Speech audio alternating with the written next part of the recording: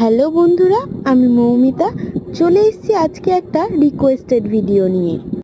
বলতে গেলে বোনপুর আবদারে এই কুলোর মধ্যে পেন্টিংটা করা হয়েছে।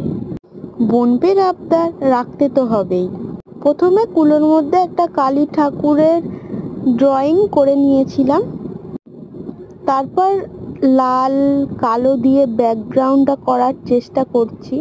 আসলে আমি কখনো কালী ঠাকুর আঁকিনি, তো কেমন হবে আমি নিজেও বুঝতে পারছিলাম না। তারপর মনে সাহস নিয়ে আস্তে আস্তে শুরু করলাম। তার উপর প্রথম কুলোর মধ্যে ড্রয়িং করছি, আর পুরো ভিডিওটা করার টাইম একদম আমার কাছে ছিল না, কারণ বোনপু এত তাড়াতাড়ি চেয়েছে ড্রয়িংটা, একদিনের মধ্যেই আমি কমপ্লিট করে ফেলেছি। কমেন্ট করে জানাতে ভুলবেন না আমার ভিডিওটা আপনাদের কেমন লেগেছে, আর নেক্সট পার্ট দেখার জন্য চ্যানেলটি অবশ্যই সাবস্ক্রাইব করে রাখুন।